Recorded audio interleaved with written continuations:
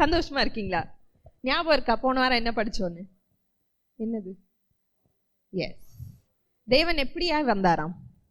காணக்கூடாத தேவன் எப்படி வந்தாராம்? வார்த்தையாய் இல்லையா?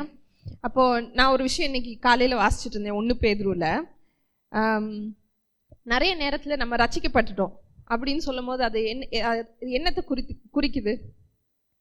ரட்சிக்கப்பட்டோம் அப்படின்னா காப்பாற்றப்பட்டோம். ஆனா இன்னொரு இடத்துல போட்டிருக்கு நம்ம மறுபடியும் பிறந்தோம். இப்போ இது எதுக்கு நம்ம மறுபடியும் பிறந்தோம்? சும்மா நம்மளை ரட்சிச்சுட்டு அப்படியே அம்போன்னு விட்டுட்டு போயிட்டாரா கடவுள்? Okay, very good.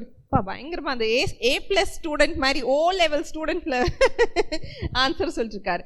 1 பேதுரு 1:3 வசனத்துல எப்படி போட்டிருக்கு சரியா? நான் வந்து ரிவர்ஸ்ல வாசிக்க போறேன். உங்களுக்கு போட்டிருக்கு, தமது மிகுந்த பிதாவின் மிகுந்த இரக்கத்தின்படி நம்மளை மறுபடியும் பிறக்க செய்தார். ஓகேவா? விளங்கிச்சா? யார் நம்மளை மறுபடியும் பிறக்க செய்தார்? பிதாவானவர். ஓகே, எதுக்கு? இது ஒரு ஜீவனுள்ள நம்பிக்கைக்கு. அப்பதான் யோசிச்சுட்டு இருந்தேன், நம்ம நிறைய நேரம் நம்பிக்கை வச்சிருக்கோம் நிறைய விஷயங்கள்ல. ஆனா நம்ம நம்பிக்கை எப்பவுமே அது சில நேரங்கள்ல நிறைய நேரத்துல நம்மளுடைய நம்பிக்கை இல்லாமையே போயிருது. Hope that dies. ஆனா இந்த நம்பிக்கை, பிதா நம்மளுக்கு கொடுக்குற நம்பிக்கை என்ன தெரியுமா? ஒரு ஜீவனுள்ள ஒரு நம்பிக்கை. ஓகே, இது எது மூலமா வந்துச்சு? ஏசு கிறிஸ்து மரித்தோரிலிருந்து எழுந்ததினாலே. அவர் வந்து சிலுவையில் மரிச்சாரு, அப்படியே போகல. அவர் என்ன பண்ணாரு? மறுபடியும் உயிரோடு எழும்பினார். அது நம்மளுக்கு என்ன கொடுக்குது? ஒரு ஜீவனுள்ள நம்பிக்கையை கொடுக்குது. கரெக்ட்? இது எதுக்காக? நம்மளை ரட்சிச்சிட்டாரு. Okay, he saved us. We were reborn in Christ. எதுக்கு? அழியாததும் மாசற்றதும் வாடாததும் ஆகிய சுதந்திரத்துக்குள். அப்ப என்னை ரட்சிச்ச உடனே, சரியா, என்னை மீட்டு மறுபடியும் நான் பிறந்த உடனே எனக்கு ஒரு சுதந்திரமும் உண்டாயிருச்சு. அது என்ன மாதிரி சுதந்திரம்? அப்புறம் தான் கீழே போட்டிருக்கு, இன்னும் அடுத்த வசனங்கள்ல வாசிச்சிங்கன்னா போட்டிருக்கு, இது பொன்னும் வெள்ளியும் அது ரெண்டும் அழிஞ்சு போகிற விஷயங்கள், அதனால நீங்க மீட்டுக்கொள்ளப்படலை. ஒரு அழியாத ஒரு சுத்தமான தூய்மையான மாசற்ற ஒரு விஷயத்தினால நீங்க மீட்கப்பட்டீங்க. எது? கிறிஸ்துவின் ரத்தத்தினால. அப்போ அவர் உங்களுக்கு இவ்வளோ ஒரு மதிப்பை கொடுக்கும் போது நீங்க அவருக்கு கொடுக்க வேண்டிய ரெசிப்ரோகேட் பண்றது என்னது? மறுபடியும் நீங்க செய்யறது என்னது? அதை ஏற்றுக்கொள்றது. நிறைய நேரத்தில் நம்ம எதுக்கு நம்ம இருக்கோம், என்ன வாழ்றோம், இயேசுவை நம்புறேன், எதுக்கு நம்புறேன், அதெல்லாம் ஒண்ணுமே தெரியாம நம்ம வாழ்ந்துடுறோம். அடுத்த சாப்டர்ல போட்டிருக்கு, சரியா, இது அழகா போட்டிருக்கு. இப்போ பேதுரு புதுசா ரட்சிக்கப்பட்டவங்கள்ட்ட பேசல, கொஞ்ச நாள் ரட்சிப்புல இருந்தவங்கள்ட்ட தான் பேசிட்டு இருக்காரு. இப்போ அவர் திரும்ப அவங்கள்ட்ட சொல்றாரு, 2ஆம் அதிகாரம் 3வது வசனம், நீங்கள் வளரும்படி. சரியா? இப்போ நீங்க ரட்சிப்பு பெற்றுட்டீங்க, மறுபடியும் பிறந்துட்டீங்க. இப்போ நீங்க குழந்தைகள், மறுபடியும் பிறந்து வளரணும்னா நீங்க என்ன பண்ணணும்? புதிதாய் பிறந்த குழந்தைகளை போல திருவசனமாகிய களங்கமில்லாத ஞான பாலின் மேல் வாஞ்சையாயிருங்கள். இங்கிலீஷ்ல எப்படி போட்டுருக்கு பார்ப்போமா? Like new born babies. குழந்தைகளுக்கு வேற என்ன கொடுப்பாங்க? என்ன சாப்பாடு? பால் மட்டும்தான். அது மாதிரி இதுதான் உங்க போஷாக்கு, இதுதான் எல்லாமே. தண்ணியும் அதுதான், சாப்பாடும் அதுதான் அப்படின்ற ஒரு பேபி பார்த்துருக்கீங்களா? பசி வந்தா என்ன பண்ணுவாங்க? பால் அப்படி ஃபுல் எனர்ஜியோட குடிப்பாங்க இல்லையா? அந்த மாதிரி உங்ககிட்ட வர வார்த்தையை நீங்க பெற்றுக்கொள்ளுங்க. நீங்க பெற்றுக்கொள்ளும் போது என்ன ஆகுது? வளர்றீங்க. வளர வளர அப்ப என்ன ஆகும்? இந்த சுதந்திரம் ஆல்ரெடி உங்களுக்கு உண்டாயிருச்சு. ஆனா பேபிஸ் கொடுப்பாங்களா? குழந்தைகளா சுதந்திரத்தை பெற்றுக்கொள்ள போறாங்க யாரு? முதிர்ச்சியானவங்க தான் பெற்று. அப்ப இந்த முதிர்ச்சிக்குள்ள உங்களை யார் வழி நடத்துறது? இந்த வார்த்தை. சரியா? இந்த வார்த்தையை ஏற்றுக்கொள்ள நீங்க நம்ம தயாராகணும். நான் தான் யோசிச்சுட்டு இருந்தேன், 10 வாரமா எவ்வளோ அழகா நம்மளுக்கு தேவன் நம்மள ஒரு விஷயத்துக்குள்ள வழி நடத்துறாரு. சரியா? ஒரு நியூ சீசன், ஒரு புது சீசன்னா புது காலம். ஓகே, புது காலம். அதில் நம்ம எல்லாரும் ஆசீர்வதிக்கப்பட்டு தான் இருக்க போகிறோம், நல்லா வாழ போகிறோம். ஆனால் அதுக்கு முன்னாடி நம்ம கொஞ்சம் வளரணும். இன்னும் பேபிஸாக இருந்து யோசிச்சு பாருங்க, பயங்கர செழிப்பு. நீங்கள் குழந்தைகளாக இருக்கும்போது கையில் கிடச்சா நீங்கள் என்ன பண்ணுவீங்க? இப்போ தாலியாக்கு போய் நான் 2 லட்சம் கையில் கொடுக்குறேன், அவன் என்ன பண்ணுவா? அதை வச்சு கிழிச்சு போட்டுருவா. நான் வைக்கிறேன். எஸ், அவன் ஏதாவது ஒரு டப்பாக்குள்ளே போட்டு எங்கேனா மறைச்சி வச்சிருவா. ஏன் அண்ணா எடுத்துருவான் அப்படின்னு பயத்தில். இல்லை, அது எங்கேதான் போயிடும் இல்லையா? ஆனால் ஒரு முதிர்ச்சி அடைஞ்ச ஒரு ஆள், இப்போது தனுஷன்ட்ட போய் நான் 2 லட்சம் கொடுத்தா அவர் என்ன பண்ணுவார்? புது ஃபோன் வாங்கிடுவார். கார் வாங்கி 2 லட்சத்துல எங்க போய் காரை வாங்குறது? டாய் கார் வாங்கலாம். இப்போ விளங்குதா? இப்போ ஏன் நம்ம வளரணும்? எது நம்மளை உதவி செய்யும்? இப்போ 10 வாரமா பெற்றுக்கொண்ட வார்த்தையை நம்ம திரும்ப திரும்ப கேட்க போறோம், சரியா? அப்போ இதுல நீங்க கேட்டுருந்தீங்கன்னா, கேள்விகள் இருந்தால் கண்டிப்பா கேளுங்க. அப்படிதான் நம்ம வளர முடியும். ரெடியா நீங்க? ஆல்ரைட்.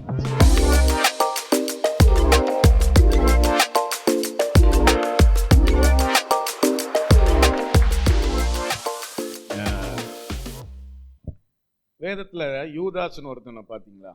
அவன் he survived everything. இயேசுவோட நடந்தான். எல்லாத்துலேயும் அப்பப்போ தாக்கி பிடிச்சிட்டான். ஆனால் இந்த பணத்தில் மட்டும் விழுந்துட்டான் பார்த்தீங்களா? அதனால தான் முதல்ல பணத்தை பற்றி பேசுறதுக்கு முன்னாடி உண்மையான செல்வங்கள் உங்களை கட்டுகிற அதை நீங்கள் முதல்ல விளங்கிட்டீங்கன்னா அப்புறம் நாளைக்கு அந்த பணத்தை வச்சு நீங்கள் வலிக்கிட்டு இருக்க மாட்டீங்க. ஆமென்.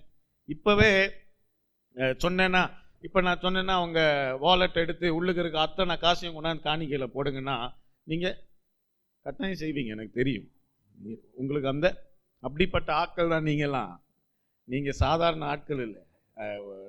அதை நான் என் கண்ணால் பார்த்துருக்கேன். உங்களால் நீங்களாம் என்ன பண்ணுவீங்க உங்களால்.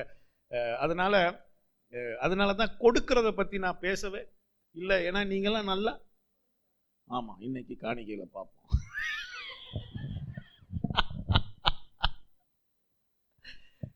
ஐயோ, கொடுக்கறது ஒரு அருமையான விஷயம் பாருங்க. அதை நீங்களா விளங்கி எவ்வளவுக்கு பண்ணுறீங்களோ. எனக்கு இன்னும் ஞாபகம் இருக்குது. சில நேரம் சின்னதாக இருக்கும்போது ரொம்ப சுலபம், பெருசு ஆக ஆக. என்கிட்ட ஒரு நாள் எனக்கு ஒரு கார் வந்துருச்சு, ஒரு BMW கன்வெர்ட்டிபிள். அப்போ நான் நினைக்கிறேன், அப்போ ஸ்ரீலங்காவில் அப்படி ஒரு காரே கிடையாது. அப்போ அது கைக்கு வந்து ஒரு 1.5 வாரம் கூட ஆயிருக்காதுன்னு நினைக்கிறேன். 1.5 வாரம் கூட ஆயிருக்காது. காலைல ஒரு நாள் ஜெபிச்சுட்டு இருக்கேன். தெளிவாக எனக்கு தேவன் பேசினா எனக்கு தெரியும். இப்போ அதை நான் தேவனா இல்லையான்லாம் சொல்லிட்டு இருக்க அவசியம் இல்லைல்ல. தெளிவாக எனக்கு கேட்டுச்சு. அந்த காரை கொண்டு போய் அது உனக்குரியது இல்லை, அதை கொண்டு போய் விதைச்சிரு. எப்படி இருந்திருக்கும்? ஆமாம், அதாவது பாருங்க, ஒரு 10,000 ரூபா கொடுக்க சொன்னா 10,000 ரூபா தூக்கி கொடுக்கறது ஒரு விஷயமே இல்லை பாருங்க. 20,000 50,000 ரூபா கூட. ஆனால் ஒரு இடத்துக்கு அது பெருசாக இங்கே கட்டாயம் அதெல்லாம் தாண்டி வரணும். அப்போ அன்னைக்கே அதை கொண்டு போய் கொடுத்தேன்னு சொல்லக்கூடாது, அதை கொண்டு போய் விதைச்சேன். அதை விதைச்சிட்டு போயிட்டு ஒரு வண்டியை திரும்பவும் ஒரு வண்டியை ஒன்று தூக்கிட்டு வந்து ஓட்டிகிட்டு இருந்தேன். ஏதோ ஒரு நாள் திரும்ப ஒன்று அதே மாதிரி வருமாறும் வராட்டி எனக்கு பிரச்சனை இல்லை. வந்தாலும் அது அவ்வளோ பெரிய இட்ஸ் நாட் எப்படி சொல்ல, என்னை அப்படியே பயங்கர மகிழ்ச்சி ஆக்குற விஷயமெல்லாம். ஆமாம், இப்போ அதெல்லாம் ரொம்ப மாறி போயிடுச்சு வாழ்க்கையில். ஆனால் உங்களுக்கு விளங்குதா? நீங்கள் அந்த பயத்தை மொத்தமாக விட்டுறணும். பணம்னு வரும்போது அந்த பயமே இருக்கக்கூடாது. உங்களுக்கு அது விளங்குதா? அதெல்லாம் நான் முக்கியமாக உங்களுக்கு படித்து கொடுத்த ஒரு விஷயம் அதுதான். பணம்னு வந்துட்டா பயமே இருக்கக்கூடாது. நான் என்ன பண்ண போறேன், எப்படி பண்ண போறேன், எப்படி சேர்க்க போறேன், எப்படி என் குழந்தைங்களை பார்த்துக்க போறேன், எவ்ரிதிங் இஸ் ஃபியர். எல்லாமே அது நீங்க யோசிச்சு பாருங்க. பணத்து மேல இருக்கிற பயம் மாதிரி வேற எந்த பயமும் பெருசா உங்களுக்கு வரவே. Most of your discussions will surround money and it will come from a place of fear.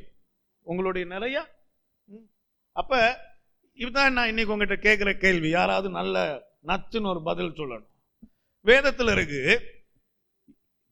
நீ 2 எஜமானன்களை ஊழியம் செய்ய கூடாது. அப்ப ஒரு எஜமான் வந்து பணம், இன்னொரு எஜமான் வந்து தேவன். இதுவரைக்கும் விளங்கிட்டு இல்ல. இப்ப பணத்துக்கு ஊழியம் செய்யறது, தேவனுக்கு ஊழியம் செய்யறது அப்படின்னா என்னது?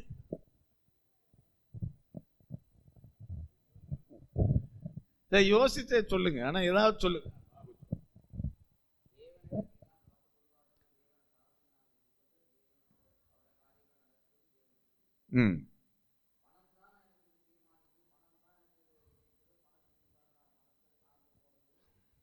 Correct correct correct correct. அது நான் சொல்லி கொடுத்த விஷயத்தை ஞாபகம் வச்சிருக்கீங்க. Very good. ஸ்டீஃபன் தான் சர்ச்சிலே பயங்கர ஸ்டூடெண்ட் ஆகிட்டார் இப்போ. சரி கவனிங்க, இவர் எல்லாமே சரியான பதில் தான், தப்பான பதில் எதுவுமே இல்லை. இப்போ நீ வந்து உனக்கு கொடுக்கப்பட்டிருக்க தாளந்து, இங்கே எல்லாருக்கும் you all have an ability இல்லையா? எல்லாருக்கும் ஒரு எபிலிட்டி இருக்கும் இல்லையா? அந்த எபிலிட்டியை நீனு தேவனுக்காக தான் உபயோகிக்கணும். அதுதான் தேவனை சேவிக்கிறது அப்படின்ற ஒரு எண்ணம் இருக்கு. அப்படின்னா அதுக்கு வாட் டஸ் இட் மீன்? அப்படின்னா என்னது? பாபு வந்து அப்ப கிறிஸ்துவ தெரிஞ்சவங்க மட்டும்தான் துணி தச்சு கொடுக்க முடியுமா? இல்ல அது வேலைக்கா? இல்ல இப்ப தனுஷன் ரெஸ்டாரண்ட்ல சமைக்கும் போது, சார் நீங்க கிறிஸ்டியன், நான் உங்களுக்கு மட்டும்தான் நான் சாப்பாடு சமைப்பேன், இதுவா? இல்ல இல்ல, that is not serving God. அது இல்ல. உங்க எல்லாருக்கும் ஒரு தாளந்து இருக்கு இல்லையா? அதை வச்சு நீங்க கட்டாயம் என்ன பண்ணணும்? கட்டாயம் பணம் உண்டு பண்ணணும். பணம் உண்டு பண்ணும்போது நோக்கம்னு ஒண்ணு இருக்கு. Purpose. Make money. But what is your purpose? Is your purpose to make money? And எப்படி சொல்ல, உங்களுடைய நோக்கம் வந்து பணத்தை உண்டு பண்ணி நான் பாட்டுக்கு நல்லா இருக்கணும்ன்றா நோக்கமா? இல்ல என் பணத்தினால தேவனுடைய ராஜ்யத்துல நல்ல ஆசீர்வாதங்கள் கொண்டு வரணும்ன்றது நோக்கமா? இதுதான் வித்தியாசம். பாருங்க, விளங்குதான் நான் சொல்றது? கட்டாயம் நீங்க போய் என்ன பண்ணணும் சொல்லுங்களேன்? கட்டாயம் சம்பாரிங்க. உங்களுக்குன்னு ஒரு யூ ஆல் ஹேவ் ஏதோ ஒன்று இருக்குல்ல உள்ளுக்கு, கட்டாயம் அதை வச்சு பணத்தை உண்டு பண்ணுங்க. பணத்தை உண்டு பண்றது பணத்தை சேவிக்கிறது இல்ல. பணத்தை கட்டாயம் போய் உண்டு பண்ணணும். தட் இஸ் நாட் சர்விங் மணி. ஆனா அதை உண்டு பண்ணும் போது பர்பஸ் இருக்குல்ல, நோக்கம் இருக்குல்ல. எதுக்காக இந்த பணம்? அந்த நோக்கத்துல தான் எல்லாமே அடங்கியிருக்கு. நிஜமா கொஞ்சம் இன்னைக்கு என்னோட இது மட்டும் கொஞ்சம் யோசிச்சு பாருங்க. அந்த நோக்கத்துல தான் எல்லாமே அடங்கியிருக்கு. ஏன் சொல்றேன்னா, தேவன் இது நீங்க நல்லா விளங்கிங்க. தேவன் உங்களை அவருடைய பிள்ளையா தேர்ந்து அவருடைய பிள்ளையா மாற்றி உங்களை அவர்கிட்ட எடுக்கும் போது அவர் உங்களை எப்படி தெரியுமா ஏற்றுகிறாரு? You become a channel, not a container. என்னது இப்படி சொல்றேன், இவங்களுக்கு எல்லாம் சொல்லி, நீங்க ஒரு ஓஸ் பைப் மாதிரி ஆயிடுவீங்க. ஓஸ் பைப்னா ஒரு பக்கத்துல உள்ளுக்கு வருது, அடுத்த பக்கம் வெளியில போயிட்டே இருக்கு. உள்ளுக்கு புடிச்சு வச்சுக்கிட்டே இருக்கணும்னு பாத்தீங்கன்னா அது கம்மி ஆயிட்டே. விளங்குதான் நான் சொல்றது? You were called to be. பாருங்க, ஆபிரகாம தேவன் அழைக்கிறாரு. ஒரு வசனத்தை வாசிப்போமா? நீதிமொழிகள் 12:1-3 வரைக்கும் கொஞ்சம் பாருங்க. இந்த வசனத்தை எல்லாம் கொஞ்சம் குறிச்சு வச்சுங்க. நீதிமொழிகள் ஆதியாகமம் 12:1-3. கர்த்தர் ஆபிரகாமை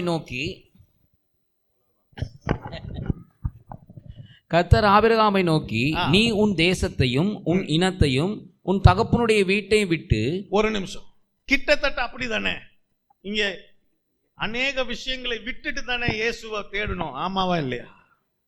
ஆமாவா இல்லையா? அதை விட்டுட்டு இயேசுவை தேடினதுக்கு எவெல்லாம் ஏசிருப்பான் இல்லையா? ஏச்செல்லாம் வாங்கி தான். இன்னைக்கு மாதிரி இல்லை, அப்போ உலகம். இப்போ வந்து இட்ஸ் ஈஸி நோக்கல. I think today you can easily இன்னைக்கு போயிட்டு நான் இந்த கடவுளை நம்புறேன்னா அந்த கடவுளை நம்புறேன்னா இன்னைக்கு அவ்வளோ பெரிய ஒரு இதே ஒரு 10 வருஷம் முன்னாடி நீங்கள்லாம் 15 வருஷத்துக்கு முன்னாடி நீங்கள்லாம் இதை பண்ணுற நேரத்தில் கட்டாயம் it must have been a thing, no? அதே மாதிரி தான் ஆபிரகாமும் எல்லாத்தையும் விட்டுட்டு இயேசுவை தேவனை தேடிட்டு வரும்போது தேவன் ஒரு விஷயத்தை சொல்றாரு. வீட்டை விட்டு புறப்பட்டு நான் உனக்கு காண்பிக்கும் தேசத்துக்கு போ. நான் உன்னை பெரிய ஜாதியாக்கி உன்னை ஆசீர்வதித்து. கொஞ்சம் இருங்க.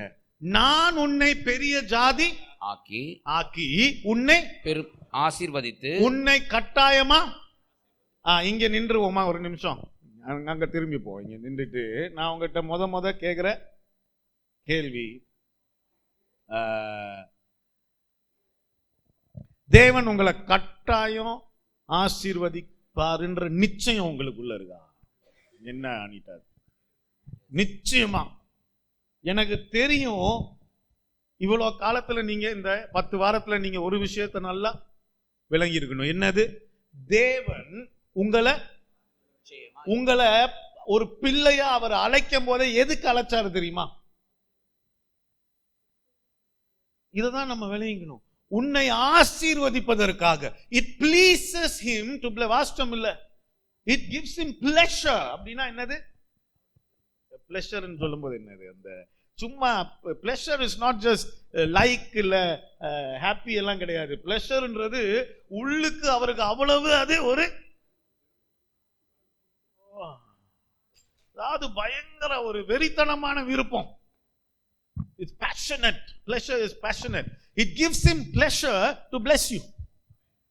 நீ உங்களுடைய ஆசீர்வாதம் அவருக்கு அவ்வளவு விருப்பமா இருக்கு. அப்ப இன்னைக்கு என்னோட எல்லாரும் சேர்ந்து இதை நம்புறீங்களா? இன்னையில இருந்து கட்டாயமா தேவன் உங்களை அழைச்சது உங்களை ஆசீர்வதிக்கிறதுக்கு தான். தேவன் உங்களை அழைச்சது உங்களை ஆசீர்வதிக்கிறது தான். அதுல 2வது ஒரு விஷயத்தை நீங்க நல்லா புரிஞ்சுக்கணும். தேவன் கொடுத்து எடுத்துக்கிட்டு இருக்க மாட்டார். He gives and takes away. He gives. எனக்கு ஒரு பாட்டு ஞாபகம் இருந்துச்சு, ரொம்ப காலத்துக்கு முன்னாடி ஒரு பாட்டு வந்துச்சு. He gives and takes away. எல்லாம் குச்சி கத்திட்டு இருப்போம். அப்புறம் ரொம்ப நாளைக்கு அப்புறம் தான் உட்காந்து யோசிச்சுட்டு இருந்தேன், தேவன் அதுவே அவர் கொடுத்துட்டு அவர் எடுக்கல. இல்ல அந்த கதையை சரியா வாசிச்சா யோபுனுடைய கதையில எடுக்கப்பட்டட எத்தனை மடங்கா திருப்பி கொடுத்தாராம். உன்கிட்ட இருந்து எடுக்கப்படுறத ரெட்டிப்பா திருப்பி கொடுக்கிறது அவருடைய வேலை. கொடுக்கிறத எடுக்கிறது இல்ல. உங்களுக்கு விளங்குதா? அப்படின்னா என்ன சொல்ல? உன்னை நிச்சயமாக ஆசீர்வதிப்பதுதான் அவருக்கு அவருடைய விருப்பமே. உன்னை ஆசீர்வதிப்பது. உனக்கு கொடுத்துட்டு அதை திரும்ப எடுக்க மாட்டாரு. எடுக்கப்பட்டதை ரெட்டிப்பா உனக்கு திருப்பி கொடுப்பாரு. இதுதான் தேவன். அதுல நிச்சயமா நீங்க there are no two ways about it. தேவன் அப்படியும் இருப்பார் இப்படியும் இருப்பார், அவர் அப்படிதான். விளங்குதா? அப்ப ஏதாவது நீங்க எல்லாம் தொலைச்சிருந்தீங்கன்னா அதோட சேர்த்து நம்பிக்கையும் தொலைச்சிட்டு இன்னைக்கு உட்கார்ந்து இருக்காதீங்க. அவருடைய பேரே இஸ் a restorer. அப்படின்னா நீ இழந்ததை உனக்கு திரும்பவும் சும்மா கொடுக்க மாட்டாரு. அத கட்டாயம் ரெட்டிப்பான்றது ஒரு சின்ன, என்கிட்ட கேட்டீங்கன்னா ரெட்டிப்பு கூட கம்மி தான். அவர் திரும்பி செய்யும் போது அது அவர் செய்யற விதம் இருக்கு. அத ஒரு மனுஷன் அப்படி செய்ய மாட்டான். அவர் அப்படிதான் செய்வார். உன்னை அழைச்சதே உன்னை ஆசீர்வதிக்க தான். உன்னை ஆசீர்வதித்து அந்த ஆசீர்வாதத்தை திரும்ப எடுத்துக்க மாட்டாரு. இன்னொருத்தன் திருட வருவான், திருடுறதுக்குன்னே ஒருத்தன் இருக்கான். அவன் திருடுறதையும் ரெட்டிப்பா உனக்கு மாத்தி கொடுப்பாரு. அதுதான் உன்னுடைய தேவன். அதுல நீங்க நிச்சயமா இருக்கணும். இனிமே அதுல ஒரு டவுட்டே வரவே, இனிமே என்கிட்ட போன் பண்ணவே கூட ஐயோ தேவன் என்ன தண்டிச்சிட்டாரா பாஸ்டர்னா அப்புறம் நான் ஏதாவது பண்ணிட போறேன். தண்டிச்சு உங்களை ஒரு குச்சை தூக்கிட்டு இனிமே அந்த பேச்சே இருக்கக்கூடாது. தேவன் அவரை பத்தி ஒரு விஷயம், அதை விளையுங்க. ஆபிரகாம் அழைக்கிறார், எல்லாத்தையும் விட்டுட்டு வா, நான் உன்னை ஆசீர்வதிக்கிறேன். விளங்குதா நான் பேசிட்டு இருக்கிறது? நான் உன்னை ஆசீர்வதிக்கிறேன்.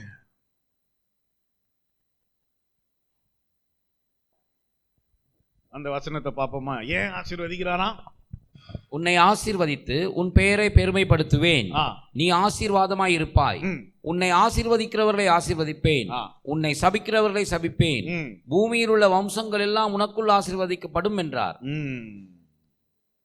பாருங்க, பூமியில் உள்ள வம்சங்கள் எல்லாம் உன் மூலமா நீங்க யோசி. அப்படின்னா தேவன் ஒருத்தனை தேர்ந்தெடுத்து நான் உன்னை ஆசீர்வதிப்பேன் ஏன் சொல்றாருன்னா, ஏன்னா உன் மூலமா இந்த உலகமே ஆசீர்வதிக்கப்படணும்ன்ற ஒரு ஆசையினாலதான். விலங்குதான் நான் பேசிட்டு இருக்கிறது. அப்படின்னா அவர் உங்களை எப்படி ஒரு கண்டெய்னரா அவர் அழைக்கல, ஒரு சேனல் ஹோஸ் பைப்னே வச்சுப்போம் இன்னைக்கு விளங்குகிறதுக்காக. ஒரு ஹோஸ் பைப் மாதிரி தான் உங்களை. அப்படின்னா ஓயாம வந்துட்டே இருக்கும். ஆனா போற வரைக்கும் நீ எங்கேயாவது அடைச்சு அதை நிக்க பாத்தீங்கன்னா இந்த பக்கம் பிச்சுட்டு போயிடும். பாத்துறீங்களா? ஹோஸ் பைப்பை நல்லா ஃபுல்லா திறந்து விட்டு வர அடுத்த பக்கத்தை கொஞ்ச நேரம் பிடிச்சு பாருங்க, இந்த பக்கம் பிடிக்கிட்டு போயிடும். அப்படிதான் உன் வாழ்க்கை. உனக்குள்ள உனக்கு வந்து அது போயிட்டே இருக்கிற வரைக்கும் எவ்வளவு நாளும் வந்துட்டே இருக்கும். நீங்க இனிமே போய் பாருங்க. அதனாலதான் அவங்ககிட்ட சொல்லுவேன், கொடுக்கறத பத்தி எல்லாம் நீங்க பயப்படவே தைரியமா. நான் சொல்ல உங்க வாலெட்டை திறந்து இருக்கிறதெல்லாம் போட்டு போங்கன்னா தைரியமா போட்டு தான் பாருங்களேன், பண்ணி தான் பாருங்களேன். ஏன்னா நீங்க as long as you live that way it will keep on coming. விளங்குதா நான் பேசிட்டு இருக்கிறது? அது ரொம்ப முக்கியம் நீங்க விளங்குகிறது. இன்னைக்கு நான் அடுத்த நிச்சயமா நீங்க இந்த 10 வாரத்துக்கு அப்புறம் நீங்க விளங்கிக்க வேண்டியது 3வது விஷயம். முதலாவது விஷயம் என்ன சொன்னேன்? இல்ல இப்ப சொன்னேன். முதலாவது விஷயம், தேவன் உன்னை நிச்சயமாகவே. முதலாவது விஷயம். 2வது விஷயம் என்ன சொன்னேன்?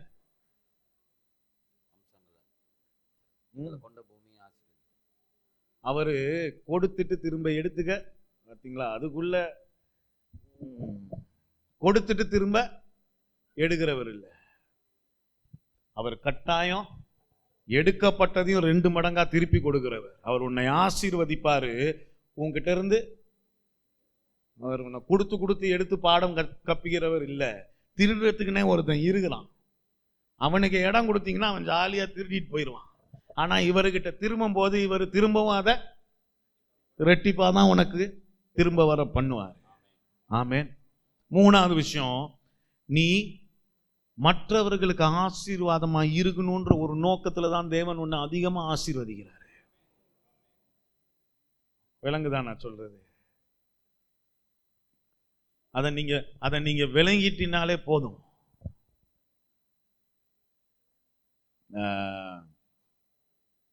மத்தேயு 9:29 வாசிப்போமா? என்னோட தான் இருக்கீங்களா? இன்னைக்கு பயங்கரமா சிரிச்செல்லாம் கேட்டுட்டு இருக்கீங்க. எனக்கே ஆச்சரியமா இருக்கு. என்ன ஆச்சு இவங்களுக்கு எல்லாம் இன்னைக்குன்னு. நான் உட்காந்துருக்கனாலையோ எல்லாரும் அப்படி கொஞ்சம் சுகமா நல்லா இருக்கு. அப்பொழுது அவர்களுடைய கண்களை அவர் தொட்டு, உங்கள் விசுவாசத்தின்படி உங்களுக்கு ஆக கடவது என்றார். உடனே அவருடைய கண்கள் திறக்கப்பட்டது. ஒரு முறை நான் அதை பத்தியும் பேசினேன். உங்களுக்கு ஞாபகம் இருக்கான்னு தெரியல. ஒரு வாரம் அதை பத்தியும் பேசினேன். உன் விசுவாசத்தின்படி உனக்கு ஆக கடவது. உன் விசுவாசத்தின்படி உனக்கு. எத்தனை பேர் நிஜமாலுமே விசுவாசிக்கிறீங்க? இது சும்மா புரிதல் இல்லை. It is not understanding. விசுவாசம்னா என்னது? அதே தான் சொல்லுவீங்க எல்லாரும். விசுவாசம்னா சும்மா இப்ப நம்ம பேசுற பாசையில விசுவாசம்னா என்னது? அவ்வளவுதான். நான் நம்புறேன்.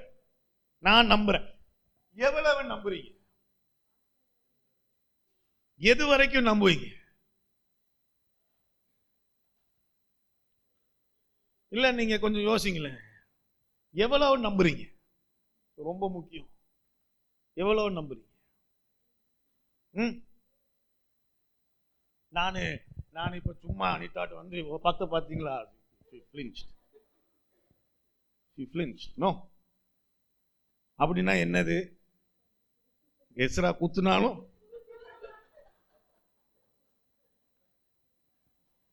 நான் கட்டாயமா உயிரே போனாலும் குத்த மாட்டேன்னு அவங்களுக்கு தெரிஞ்சிருக்கணுமா இல்லையா?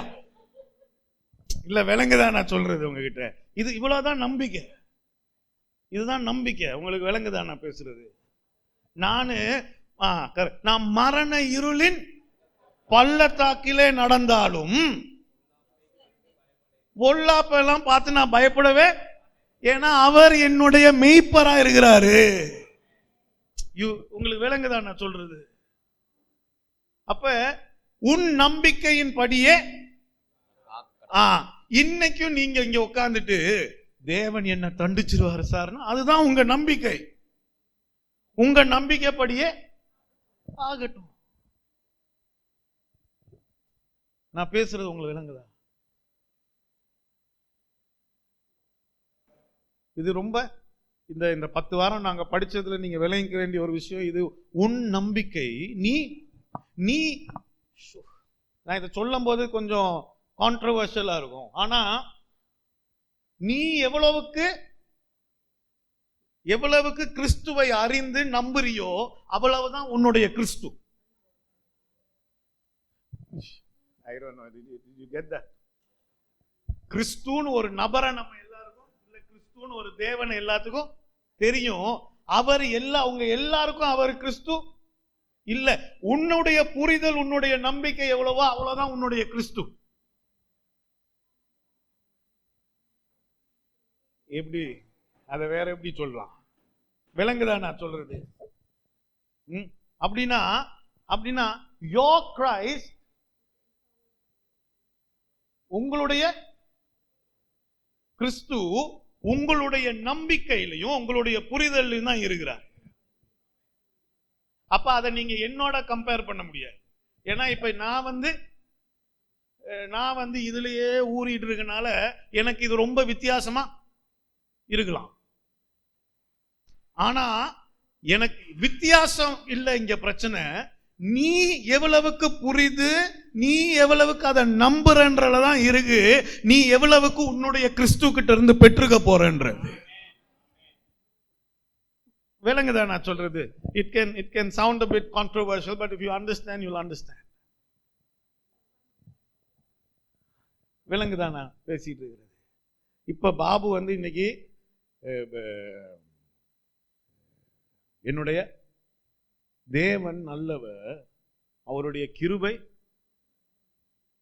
என்றும் உள்ளது, அவர் எனக்கு நன்மைதான் செய்வாருன்னு அவரு நம்பினாலதான் 10 வருஷத்துக்கு முன்னாடி ஒரு மெஷினை வாங்கிட்டு, ஒரு டெய்லரிங் மெஷின், இந்த கதை என்கிட்ட சொல்லியிருக்காரு. யாரோ இந்தியாவில இருந்து வந்தாங்க, ஒரு பாஸ்டர் வந்து அது கூட பாருங்க எப்படி வந்தது அவர்கிட்ட. அந்த ஒரு மெஷினை வச்சு இன்னைக்கு அந்த ஒரு மெஷின் உங்களுக்கு விளங்க மாட்டேங்குது. அந்த ஒத்த மெஷினை வீட்டுக்கு வாங்கிட்டு வந்து மிதின்னு மிதிச்சிருந்தாலும் இன்னைக்கு வரையும் என்ன பண்ணிருக்கலாம்? நாங்க இங்க இருக்க அத்தனை பேருமே we are living testimonies of what we believe. நாங்க இங்க இருக்க அத்தனை பேருமே நாங்க எதை நம்பி இருக்கோன்ற சாட்சிகள் தான் இங்க உட்கார்ந்துருக்கோம். இவர் அந்த ஒரு மெஷினை வாங்கிட்டு வந்தாலும் அந்த மெஷினை நம்புறதை விட அவருடைய கிருபை என்றும் உள்ளது, அவர் நல்லவர்னு நம்பினாரு. இன்னைக்கு இவ்வளவு வருஷம் கழிஞ்சு பிள்ளைகள் எல்லாம் கல்யாணம் கட்டி you are finishing now, when finished, இன்னும் 2 மாசத்துல எங்க சர்ச்சில் இன்னொரு டாக்டர், கையை தட்டுங்க. the first phase படிச்சு முடிச்சாச்சா? அந்த பைலட் ஆகிறதுக்கு அந்த வேலையை போய் படிச்சு முடிச்சாச்சு. இது அந்த ஒரு மெஷின் வச்சு பண்ணிருக்க முடியுமா நான் கேட்கிறேன். மூத்த மகளை கல்யாணம் கட்டி கொடுத்து, அதையும் நான் தான் நடத்தி வச்சேன். கல்யாணம் கட்டி கொடுத்து 2 பேரும் நல்ல ஒரு வாழ்க்கைய வாழ்ந்துட்டு இருக்காங்க. இதெல்லாம் தேவனுடைய வாட் இஸ் தட்? இது ஒரு சின்ன கதை. இங்க இருக்க அத்தனை பேருக்கு கதையும் நான் இப்போ உங்களுக்கு சொல்ல தொடங்கினா you will understand that we are the very testimonies of what we, நம்ம எதை நம்பணுமோ அதோடைய சாட்சிகளா தான் இன்னைக்கு எல்லாரும் உட்கார்ந்து இருக்கிறோம்.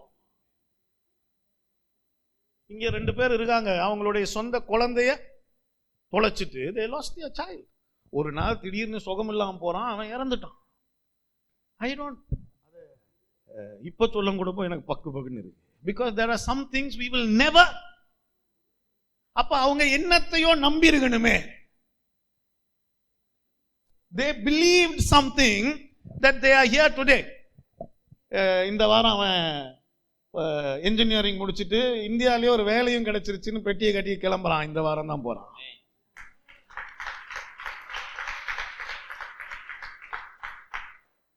நேத்து என்னை பார்க்க வந்தான். யூனோ அவனுடைய பெருமைக்காக இல்லை, யாருடைய பெருமைக்காக இல்லை, ஆனால் இவங்களுடைய யோசனைகளை நான் உங்களுக்கு அது இதெல்லாம் சாட்சி. கிட்டத்தில் போயிட்டு யூனோ வெயிட் லிஃப்டிங் போயிட்டு ஆல் ஐலண்டில் கோல்டு வாங்கினான்.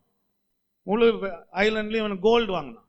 என்னை பார்க்க வந்தான்னு வந்து என்கிட்ட வந்து சொன்னான், எனக்கு கிடைச்ச தங்க மெடல் இதுதான், எனக்கு வேற எதுவும் இந்த மாதிரி கிடைச்சது இல்லை, இதை நான் உங்ககிட்ட கொடுக்கணும்னு விரும்புறேன்னு என் கையில் அதை கொடுத்துட்டு போயிட்டான். அவங்களோட யோசனை பாருங்க. அவன் எதை நம்புறானோ, see is a testimony of what he believes. நான் அந்த மெடலை பத்திரமா கொண்டு போய் கேரன் பத்திரமா என்னுடைய தலைமாட்டு பெட் சைட் டேபிளில் she kept it. So நான் 2 நாளாக அதை கை வச்சு பார்க்கும்போதெல்லாம் கை வச்சு ஜெபிச்சுட்டே இருக்கேன். இவன் இதுதான் ஆனால் இது கடைசியாக இருக்கக்கூடாது. வாழ்க்கையில் எல்லா விஷயங்களையும் எக்ஸலண்டா இருக்கணும், தங்கத்தை வென்றுகிட்டே இருக்கணும். நான் இன்னைக்கு கேட்கிற கேள்வி இதுதான் உங்ககிட்ட. What to you believe? என்னத்தை நம்புறீங்க? உன்னுடைய விசுவாசத்தின் படி ஆக கடவுது.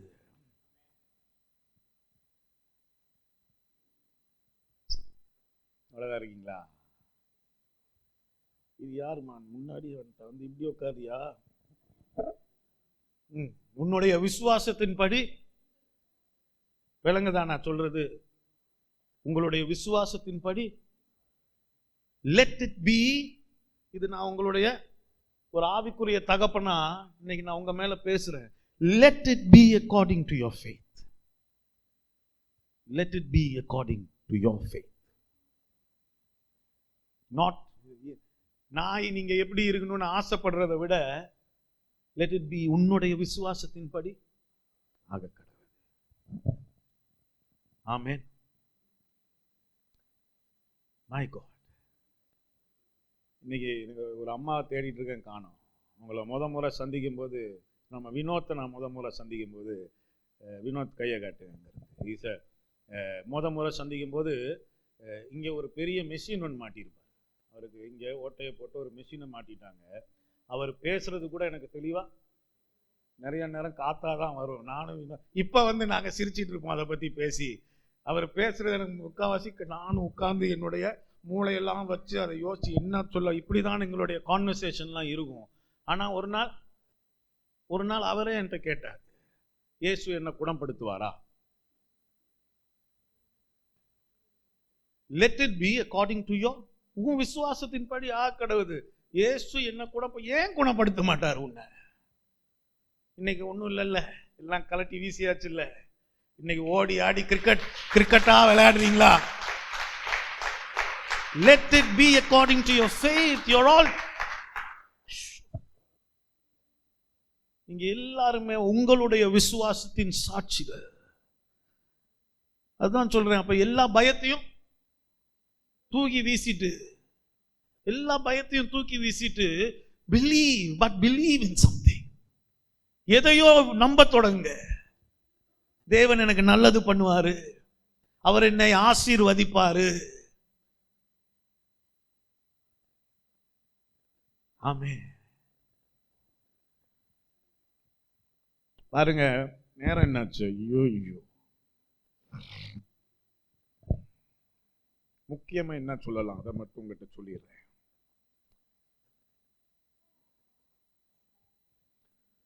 இந்த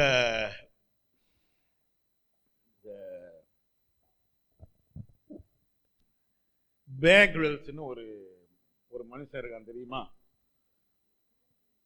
மேன் வர்சஸ் வைல்டுன்னு ஒரு ப்ரோக்ராம். அதை நிறைய பேர் பார்த்து, அதாவது அது எல்லா மொழியிலையும் அதை டிரான்ஸ்லேட் பண்ணி எல்லா சேனல்லையும் போட்டுட்டு இருந்தாங்க. நான் அதை பார்த்துட்டு யோசித்தேன், அதோடைய ரீச் பயங்கரமாக இருக்கு. அது என்ன ப்ரோக்ராம்னா, இட்ஸ் அபவுட் சர்வைவல். சர்வைவல்னா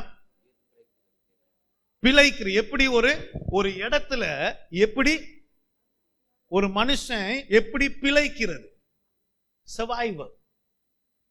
அந்த ப்ரோக்ராமை பார்த்தீங்கன்னா அவனுக்கு அடுத்த வேலை என்ன நடக்கும்னு அவனுக்கு, ஆனா அந்த ப்ரோக்ராம் ஃபுல்லா அந்த நாள் முழுசும் என்னெல்லாம் முடியுமோ அதெல்லாம் பண்றான். உயிரோட இருந்துடணும். இன்னொரு நாள் உயிரோட இருந்துட்டோம்னா காப்பாற்றப்பட்டுடலாம், இன்னொரு நாள் உயிரோட இருந்துட்டோம்னா அப்படின்னு அவன் பண்ணாத அநியாயம் இல்லை. ஒரு நாள் ஒரு செத்து போன பாத்தீங்களான்னு தெரியல, ஒரு செத்து போன ஒட்டகத்துக்குள்ள போயிட்டு உட்கார்ந்து, அவன் பண்ணாத வேலை இல்லை, ஜஸ்ட் டு சர்வைவ். என்னோட தான் இருக்கீங்களா? உன்னை நான் ஆசீர்வதிப்பேன்னு ஒருத்தர் அழைச்சார் இல்ல, அவர் அழைச்சது நீ சும்மா பிழைக்கிறதுக்காக இல்லை. You don't have to survive. You don't have to, அந்த சர்வைவர் மோடுன்னு ஒன்று இருக்குல்ல, சர்வைவல் மோட், அப்படி வாழ்றதுக்காக அவர் உன்னை அழைக்கல. பாருங்க, எக்லெசியாஸ்டஸ் என்னது, பிரசங்கி 7வது அதிகாரத்துல 8வது வசனத்துல இருந்து. என்னோட தான் இருக்கீங்களா? இன்னொரு 10 நிமிஷம் பேசுவோமா? 7வது அதிகாரத்துல 8வது. ஒரு காரியத்தின் துவக்கத்தை பார்க்கிலும் அதன் முடிவு நல்லது. ஒரு நிமிஷம். ஒரு காரியத்தின் துவக்கத்தை பார்க்கிலும் அதன் முடிவு நல்லது. அப்புறம் பெருமை உள்ளவனை பார்க்கிலும் பொறுமை உள்ளவன் உத்தமன். உன் மனதில் சீக்கிரமாய் கோபம் கொள்ளாதே, மூடரின் நெஞ்சிலே கோபம் குடிகொள்ளும். 10வது வசனம் வரைக்கும். இந்நாட்களை பார்க்கிலும் முன்னாட்கள் நலமாயிருந்தது என்று சொல்லாதே, நீ இதை குறித்து கேட்பது ஞானம் அல்ல. சரி, என்னோட தான் இருக்கீங்களா? எசேக்கியேல் 36 8வது வசனத்துல இருந்து. எசேக்கியேல் 36:8. இஸ்ரவேல் மலைகளே, நீங்கள் உங்கள் கொப்புகளை விட்டு என் ஜனமாகிய இஸ்ரவேலுக்கு உங்கள் கனிகளை கொடுப்பீர்கள். அவர்கள் சமீபமாய் வந்து விட்டார்கள். இதோ நான் உங்கள் பட்சத்திலிருந்து உங்களை கண்ணோக்குவேன். நீங்கள் பண்படுத்தப்பட்டு விதைக்கப்படுவீர்கள். நான் உங்கள் மேல் இஸ்ரவேல் வம்சமாகிய மனுஷர் யாவரையும் வர்த்திக்க பண்ணுவேன். பட்டணங்கள் குடியேற்றப்படும், அவாந்தரமான ஸ்தலங்கள் கட்டப்படும். உங்கள் மேல் மனுஷரையும் மிருக ஜீவன்களையும் பெருக்கி பழுகும்படி வர்த்திக்க பண்ணுவேன். பூர்வ நாட்களில் நீங்கள் இருந்த நிலையிலும் நான் உங்களை ஸ்தாபித்து உங்கள் முந்தின சீரை பாக்கிலும் உங்களுக்கு நற்சீர் உண்டாக செய்வேன். அதனால் நான் கர்த்தர் என்று அறிந்து கொள்வீர்கள். நான் கர்த்தர் என்று எப்படி தெரிஞ்சுக்குவீங்களா?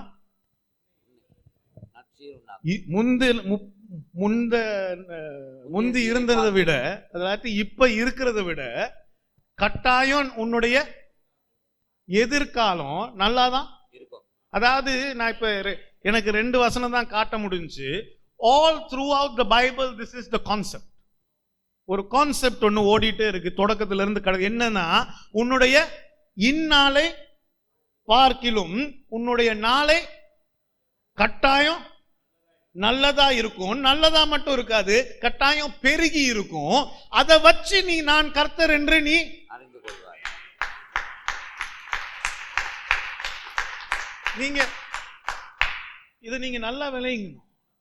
அப்படின்னா இந்த கான்செப்டை விளங்கிக்கணும்னா there is something they are talking about God. இதுதான் தேவனை பத்தி சொல்றாங்க. என்னது? தேவன் உன்னுடைய இன்றையை விட உன்னுடைய நாளையை எப்பயுமே நன்றாக மாற்றி அதை பெருக்கி கொடுக்கிற ஒரு தேவனா தான் இருக்கிறாரு. அதுதான் இந்த concept through out the Bible ஓடிட்டே இருக்கு. அதனாலதான் இன்னைக்கு திரும்ப நான் பாபுட்டு எக்ஸாம்பிள் வந்துடுறேன். 10 வருஷத்துக்கு முன்ன இருந்ததை விட இன்னைக்கு பாபு அவரை சுற்றி பார்த்து என்ன சொல்லுவாரு? நான் எப்படி தச்சிருக்கேன் பாத்தியா? இல்ல என்ன சொல்லுவாரு?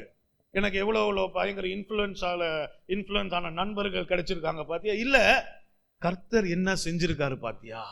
ஆமென். ஏன்னா உன்னுடைய இன்றைய நாளை பார்க்கலும் நாளைய நாள் அவரு அதை நல்லாக்கி அதுல பெருக்கத்தை உண்டு பண்ணி வைப்பாராம். அதை வச்சு நீ அவர் கர்த்தர்னு அறிஞ்சுப்பியா? ஆமென். அப்படின்னா நாளைக்கு இன்னும் ஒரு நாள் வரதான் போகுது. அந்த நாளை பார்த்துட்டு நீ நிஜமாலுமே அவர் கர்த்தர்னு நீ அறிஞ்சுப்பியா? அதனால நீ பிழைக்கணும்ன்ற அவசியம் இல்லை. ஒவ்வொரு நாளும் you don't have to survive every day. விளங்குதா? you don't அந்த சர்வைவல் மோட்ல நீங்க வாழணும்ன்ற அவசியம். உங்க வாழ்க்கைய நிம்மதியா வாழுங்க. இன்னைக்கு இருக்கிறத விட நாளைக்கு நல்லதா தான் மாத்தி கொடுப்பாரு. ஆமென். இன்னைக்கு இருக்கிறத விட நாளை அவர் நல்லதா தான் மாத்தி கொடுப்பாரு. இன்னைக்கு இருக்கிறத விட நாளைக்கு கட்டாயம் பெருக்கம் உண்டாகும். அதை வைத்து அவர் கர்த்தர் என்று நீ அறிந்து கொள்வாய். அதுக்கு எத்தனை பேர் ஏற்கனவே சாட்சி? இங்க இருக்கிறவங்க அத்தனை பேரும் ஏற்கனவே 5 வருஷத்துக்கு முன்னாடி இருந்ததை விட இன்னைக்கு இருக்கிற. ஆமென். அடுத்தது நேரம் ஆயிடுச்சு, அதனாலதான் சீக்கிரம். அடுத்தது ஆசீர்வாதம்னு சொல்லும் போது அது வெறும் பணம் இல்லை. அது தப்பா புரிஞ்சுக்காதீங்க. தேவனுடைய ஆசீர்வாதம் பணத்தையும் கொண்டு வரும். தேவனுடைய ஆசீர்வாதத்தில் அப்ப எல்லாம் அடங்கி இருக்கு. தேவனுடைய ஆசீர்வாதம் உங்களுக்கு கிடைச்சிருக்க உங்களுடைய மனைவி, புருஷன், உங்களுக்கு கிடைச்சிருக்க உங்களுடைய பிள்ளைகள், உங்களுடைய சமாதானம், உங்களுடைய சந்தோஷம். போயிட்டு சாப்பிட்டுட்டு நல்லா இழுத்து போட்டு தூங்குறீங்கல்ல, ஹலோ, அதுவே தேவனுடைய.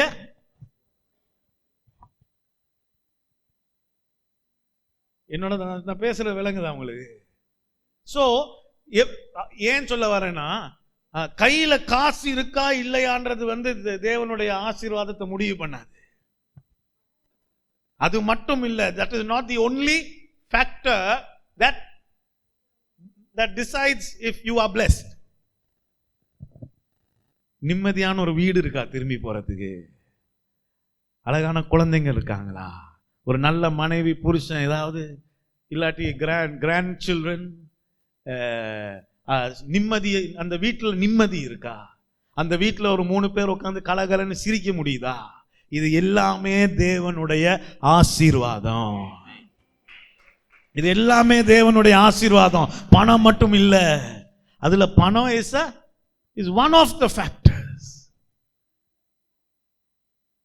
இன்னைக்கு ஹெல்த் கொடுத்திருக்காரு, நல்ல சுகத்தை கொடுத்திருக்கிறாரா? சுகம் இல்லாட்டி அந்த சுகத்தை சரி பண்ற டாக்டர்ஸையோ இல்ல யாரையோ எல்லாம் வச்சிருக்காரா? அவங்கள சுத்தி போக முடியுது இல்ல, உங்களை காட்டி மருந்துகள்லாம் வாங்க. Everything is a blessing from God. நான் சொல்றவங்க விளங்குதா? அதனாலதான் எழுதி இருக்கு, the blessing of the Lord makes one rich. தேவனுடைய ஆசீர்வாதம் ஒருவனை ஐஸ்வர்யமானாக்குது. தேவனுடைய ஆசீர்வாதம் ஐஸ்வர்யம் மட்டும் இல்லை. விளங்குதா உங்களுக்கு நான் பேசிட்டு இருக்கிறது? உங்களுக்கு ஏதாவது கேள்வி இருந்தா கேளுங்கலாம் சொல்லியிருந்தேன், ஆனா அதுக்கு நேரம் இல்லை. Maybe next week, who knows, maybe next week will continue. ஆனா இதை நீங்க நல்லா இன்னையில இருந்து விளங்கிக்கணும். ஆமென். ஏன்னா நீங்க எவ்வளவுக்கு சில விஷயங்களை நம்புறீங்களோ அதன்படி தான் எல்லாமே நடக்கும். ஆமென். நிறைய பேருக்கு நம்பிக்கை தானே, பாஸ்டர் கை வச்சு ஜெபிச்சா சரியான்னு வரீங்க. எத்தனை பேர் சுகத்தை பெற்றுக்கிட்டீங்க? ஐம் நாட் அ டாக்டர் இல்லையா, ஆனால் நான் ஒரு மருத்துவர் இல்லை, ஆனால் சுகம் அது ஏன் தேவனுடைய அபிஷேகம்னு சொல்லலாம், அடுத்த பக்கம் உங்களுடைய நம்பிக்கைன்னு சொல்லலாம், விசுவாசம். விளங்குதா? உங்க விசுவாசம் ரொம்ப முக்கியம். What you believe is very important. நான் இங்க நிறுத்திடுறேன், நேரம் ஆயிடுச்சு. ஆனா இதை மறந்துடவே, வாழ்க்கையில இனிமே இதை மறந்துடக்கூடாது. அந்த உள்ளுக்கு அந்த அந்த நிச்சயம் இருக்கணும். நான் என்ன ஆனாலும் நான் நல்லா தான் இருப்பேன், நான் நல்லா தான் இருப்பேன், என் குழந்தைங்க நல்லா தான் இருப்பாங்க, என்னுடைய குடும்பம் நல்லா தான் இருக்கும், எங்களுடைய எதிர்காலம் பிரகாசமா இருக்கும். ஏன்? அப்படிப்பட்ட ஒரு தேவனை நான் கண்டடைஞ்சிருக்கிறேன். ஆமென்.